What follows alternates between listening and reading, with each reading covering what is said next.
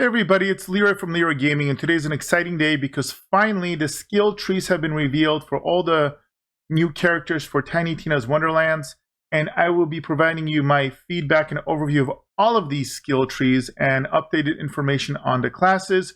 Today we will be starting with the Graveborn, as this will most likely be my primary class when I start playing and streaming this game, so I wanted to jump in and cover him. We will be going over all the information. Hopefully you enjoy it. Now, this has been a golden era, I feel like, for RPGs. And I consider this an looter shooter RPG, which is a combination of what I love. So this channel, for the new people here, it's all about looter shooters and RPGs. And sometimes I'll do indie games on the side as well. So we've been blessed with games like Lost Ark, Elden Ring. Both of those have been taking a bunch of my time. But this game is right around the horizon. So what I'm looking for is to get feedback on what kind of content you guys want to see me to focus on. So if you want to see more Tiny Tina's Wonderlands content, make sure to like and drop a comment. Have your voices be heard. That goes a really long way and to help me out. And also, if you want to help this little channel grow, make sure to subscribe for newer notifications whenever my new videos drop. Without further ado, now let's go and jump in and take a look at the skill tree for the Graveborn.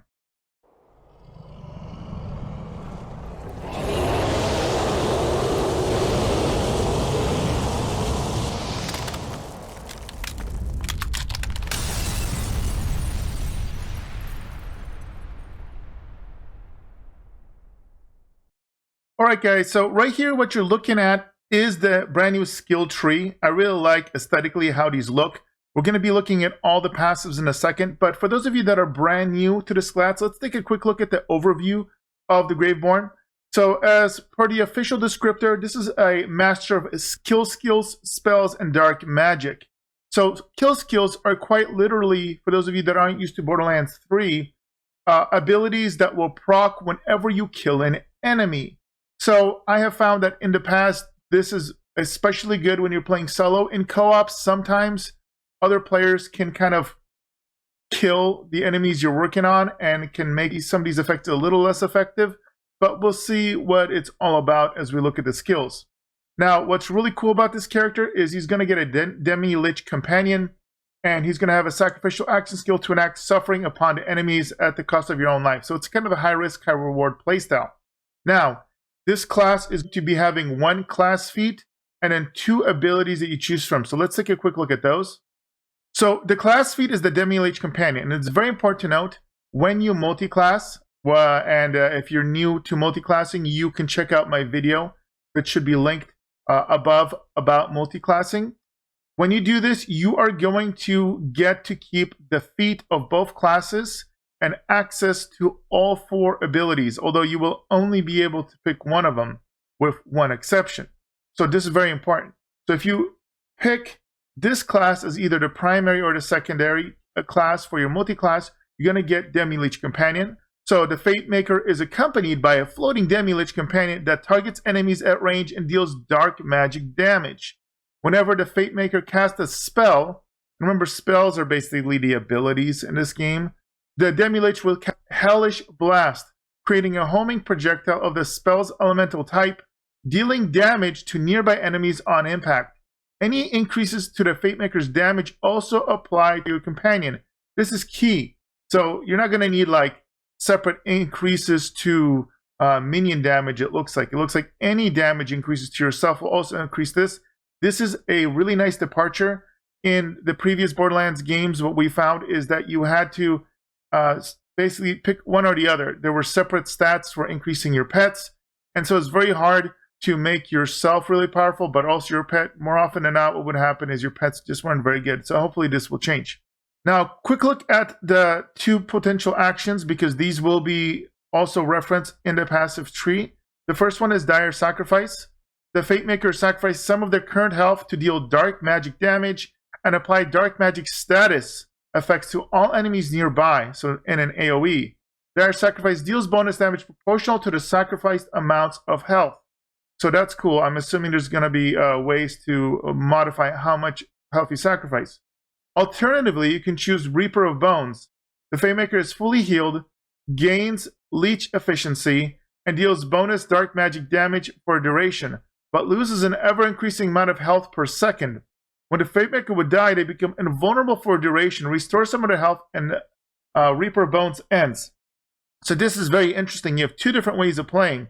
One is an on-call health sacrifice for a DPS boost and a big AoE DPS boost. Or another one is going to a state where you can actually life leech, do more damage, but you have to be careful because you can easily get burst down. So if the boss or a bunch of enemies burst you down, you could basically lose this and not be in this form very long. However, if you keep doing a lot of damage, you keep killing things, proccing your different kill skill effects, you can stay in this Reaper of Bones state much, much longer. I could see a very high skill ceiling here, and some people going on crazy rampages where they stay in Reaper of Bones for long periods. So those are the two active abilities that will be impacted potentially by the passive tree. Now let's take a look at the actual passives. Now we're going to start with the first tier, and what you're going to see is within each tier you're going to have to spend 5 points total, although you can spend more, in order to unlock the next tier. Now they are cumulative, so for example, if you had tier 1 and 2, you could, in theory, if they're available, have 5 points from tier 1 and 5 points to tier 2 to unlock tier 3. But as you see here, you could, for example, get Mortal Vessel and Essence Drain to max. So that would qualify you to go straight to tier 3. So if you didn't like the abilities in tier 2, for example, you could do that. So that's an important thing to know. Now the first skill here, passive skill, is Mortal Vessel. 5 points maximum, and your maximum health is increased. Leech efficiency is increased. Now remember, leech efficiency is the percentage of damage that you are going to convert into healing. So the higher leech efficiency, the more of your damage you're going to turn into healing. And your max health is also good because if you're taking percentages of your damage every second, for example, this is going to make it so that you can stay alive longer. So it gives you a bigger window of survival, a bigger window of error, and you're less likely to, get shot up. This makes you a little less of a glass cannon. Next, we have Essence Drain, also 5 points max. This is a kill skill. So spell cooldown rate is increased for duration. So this is especially good in single player. It can be a little tougher in multiplayer where you're competing for kills, but every time you kill an enemy, you're going to lower your spell cooldown rate. This is important because if you remember your pet, every time you cast a spell, it's going to cast a spell. So this is probably going to be a mainstay choice for almost all builds. You're constantly killing enemies. You're going to lower the cooldown on your spells so you can spam them more and get more DPS out of your pet or pets. And then finally, you have Faithful Thralls. The Fate Maker deals bonus damage for every companion they have. Companion respawn rate is increased. So, spoiler alert a little bit, but you're going to be able to spawn more than just your main companion. So you're going to be able to have multiple companions. And again, I assume and I believe you could also have 2 permanent companions potentially if you multi-class of another class that also has a companion as their kind of passive ability.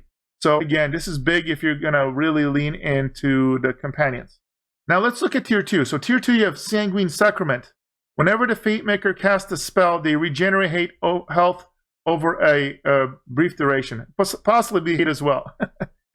So this is another way of healing. So I could see people leaning into more the leech efficiency for healing or this.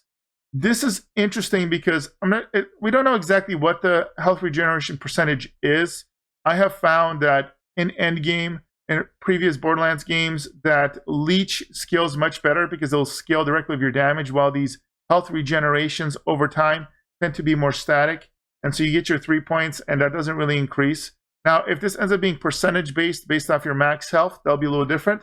If it's a flat rate, it won't be nearly as good. So we'll have to see. This is one that I may end up skipping because there's so many good passives here. Next, we have Dark Pact, 5 points maximum on this one. Dark magic damage is increased. Straightforward, very simple. Your pets and your abilities are going to do dark damage, so this is just a flat DPS increase. Next, we have Harvest, 3 points max. It's another kill skill, so again, same strengths and weaknesses as we discussed earlier. Companions deal bonus dark magic damage for a duration. This effect can stack. So again, if you're rapid fire and killing things, this can increase the bonus damage for your companions. And do note, it's specifically to companions. So even all damage to yourself, for yourself, will increase companion damage. So that dark magic damage, for example, we saw above, will impact companions. This does not go both ways. So this will increase damage to your pets, not to yourself. All right, next we have tier 3. We have our first kind of 1-point modifier, and this is Dread Covenant. So a portion of the damage taken by the Fate Maker is redirected to the Demi Lich. So this is important. This will make it so that your pet more likely is more likely to die, but you're also less likely to die. So when the Fate Maker reaches 1 health, they immediately restore health, sacrificing the Demi Lich. This skill has a long cooldown. So this is an emergency resurrection. If you are going to lean into more using your pet as a damage reduction and to be more sacrificial, this may be good. If you are trying to keep your companions alive as long as possible, you may end up skipping this potentially because you may not want him to take that extra damage, depending how good you are. Remember, the AI is limited, so your pets may get hit more than you. You might be able to move around, maneuver, use different other abilities to keep yourself alive. Not quite as guaranteed for the survival of your pets, but this potentially could be good for variety builds. Next, we have Stain of the Soul. It's a 5-point maximum. The Fate Maker spells deal bonus dark magic damage. So again, previously we had a bonus to all dark magic damage. This is very particular to spells. So if we are stacking spell cooldown reduction, we're trying to spam as many spells to buff the damage and get our companions to proc abilities, this could potentially be good. We don't know what the percentage bases are going to be on this. So on some builds, you may use this. If you're leaning less into the companions, you may not go 5 and 5 on this. We'll have to see. And finally, we have Dark Hydra. This is 3 points max. It is another kill skill. Chance to summon a Dark Hydra companion, dealing dark magic ability damage for to nearby enemies for a duration. So this is great. Remember I mentioned you could have multiple pets. So not only can you have the permanent pets, but these passive pets. What you're again seeing this real reliance on kill skills. So again, this may be a little weaker in multiplayer, but in single player, I could see this being absolutely amazing. Plus, I mean, it's the Dark Hydras. I'm assuming those are the Dark Hydras that you see in the image that at the beginning of the video that I was showing on screen. So this should be quite cool. And again, who doesn't want to be kind of like a summoner? All right, next we have tier 4, and we start with Ascension. This is a 3-point max. We have another kill skill to start out. Maximum health and spell damage are increased for a long duration, and this effect can stack. So again, we are leaning into having lots of health since we're going to be sacrificing, and lots of spell damage with the pluses and minuses related to kill skills. So because they're kill skills, I'm guessing these are going to be quite substantial since they have requirements as opposed to passive abilities that give you damage all the time. But this could be very, very good potentially depending on the percentages. The fact that it lasts a long time, I don't know what the definition of that is. Is that 15 seconds? Is it 30 seconds? Does it refresh every time you get a new stack? If the answers to those are long and yes, this could be very good. Next, we have Punishment, another 1-point max modifier. So when the Demi Lich casts Hellish Blast, so this is again the ability that your companion will cast whenever you cast the spell, there is a chance it will be cast again after a brief delay. So chance for double pay or double cast. This is, because it's a 1-point investment, I don't see how you do not get this a chance to double the burst damage of your pets. Amazing. We definitely want to get this. Next, we have the penultimate tier, which is tier 5. We start Lord of Edges.